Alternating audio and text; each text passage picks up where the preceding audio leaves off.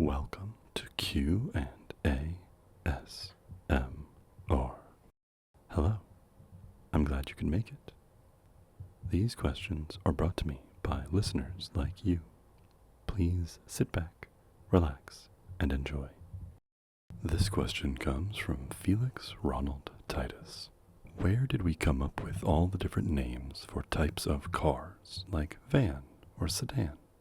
You know, I've often wondered this myself. Thanks for giving me an excuse to look it up. Let's start with your two examples, shall we? It seems like van might be the more obvious of the two. According to Wikipedia, it is a shortening of the word caravan.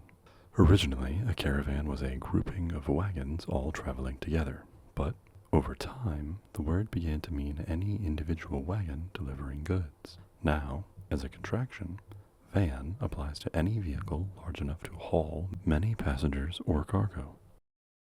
Sedan appears to come from the term for a carried seat, as in the sedan chair. This chair was a fully enclosed transport vessel with a porter at either end to carry it. Though it is not mentioned anywhere I could find, the definition of a sedan car defines three distinct segments: engine, seats, trunk. And the sedan chair's design also has three segments: front porter, seat, rear porter. Modern sedans are fully enclosed passenger vehicles, much like the sedans, litters, and carriages of old. Many other car names are quite literal. A hatchback is a vehicle with a hatch at its back, for example. Having said that, and without knowing ahead of time that this would be the case, here is the station wagon. Apparently, the station wagon was originally a wagon for carrying passengers and luggage to and from a train station. Originally, these were more like trucks or utility vehicles kept at the depot, often made with wooden frame. Nowadays, they are elongated cars designed to carry both passengers and luggage to any destination, not just the train station. But some do still keep with the wooden history of the vehicle, adding it to the paneling on the exterior.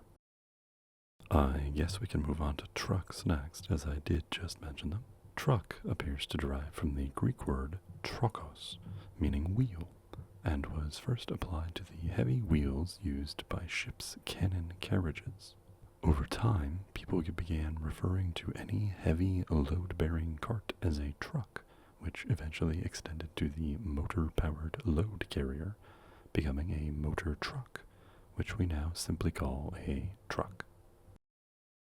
The limousine appears to have a disputed origin. The name of the vehicle derives from the French region of a similar name, Limousin.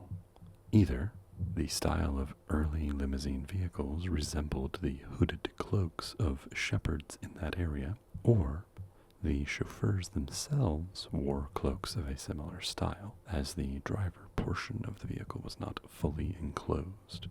Regardless of how the name got attached to the vehicle, I can find no mention of any alternate name for them before limousine, so I suppose they got it in one.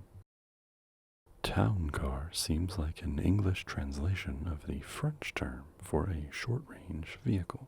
The original French term for this type of car was a coupe de ville.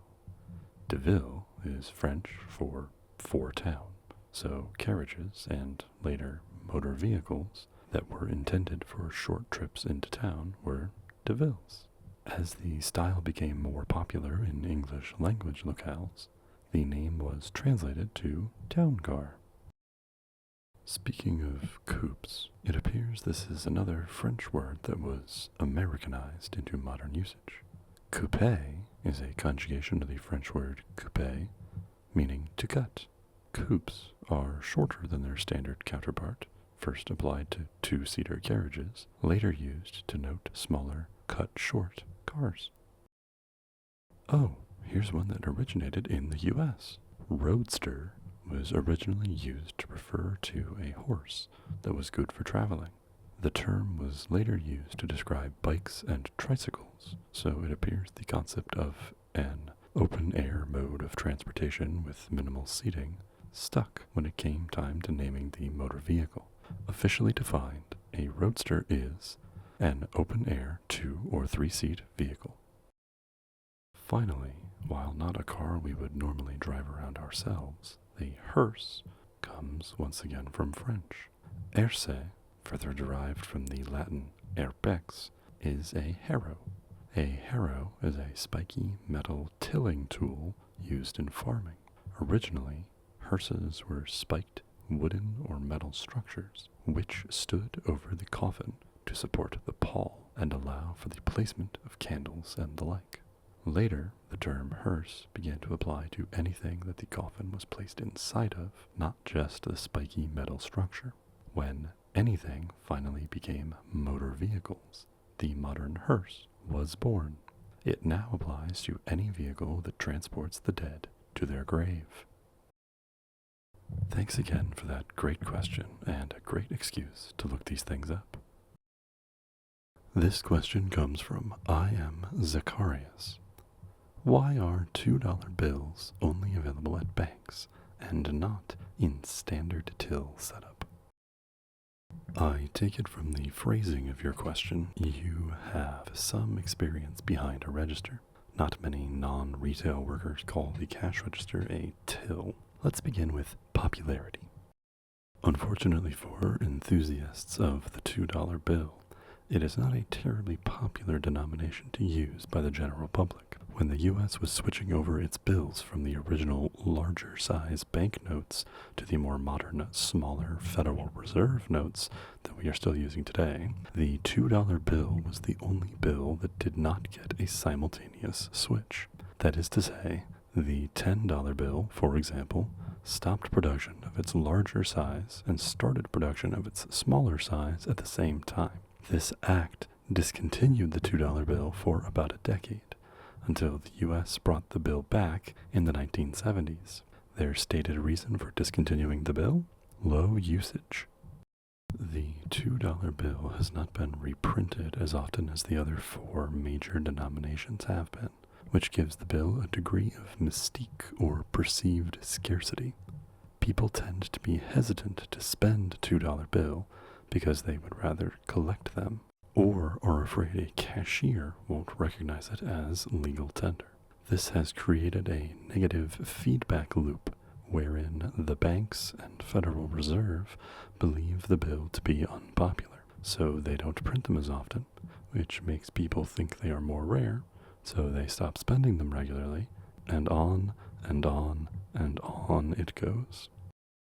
In a practical sense, a standard till in a cash register has only 5 slots for U.S. use. 4 of those slots are for the more common bills, 1s, 5s, 10s, and 20s. The 5th slot is then up for use by everything else. As you might know, the U.S. has 3 other bill values, 2, 50, and 100. 50s and 100s are far more common in everyday cash transactions at most stores, and so it makes more practical sense for them to reserve the 5th slot of their register for high bills rather than to reserve it for a bill denomination that they might not see any of that month.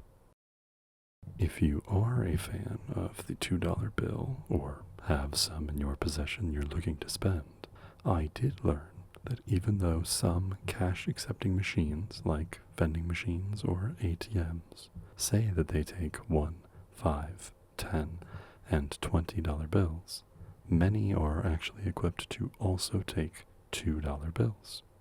Thank you for that great question. This question comes from Brickwall 186. What was the first mention of space? What a wonderful question. Let's find out. I am going to assume that you mean outer space, rather than the space between those trees, space. Somewhat shockingly, at least to me, the first mention of space referring to what we call outer space is from John Milton's epic poem Paradise Lost, published in 1667. It is not explicitly stated anywhere in the poem, but space is referred to twice in ways which appear to mean the worlds beyond Earth. Space may produce new worlds. Book 2, line 650. Because I am who fill infinitude, nor vacuous the space. Book 7, lines 168 and 169. The first quote is the more telling of the two. In context, it is Satan, I believe, stating that new worlds, like Earth, could be created in space. The term outward space was first used in the 1842 poem The Maiden of Moscow by Lady Emmeline Stuart-Wortley, but it wasn't used in astronomical terms until 1845. The concept was finally popularized through H.G. Wells' works starting around 1901. So, the term space and its stellar meaning was hinted at starting around 1667, was applied directly to the region beyond Earth's sky in the 1840s, and entered popular usage around the start of the 1900s. Thank you for that question. It really took me by surprise. Thank you again, too, from Felix Ronald Titus. I am Zacharias, and Brick Wall 186. If you would like to have your question answered in a video, leave it in a comment below this one. If you would prefer to ask your question a little more privately, you can email me your question at questionsandasmr@gmail.com. Don't forget to like and subscribe for more questions like these every week. Thanks again for listening. Goodbye for now.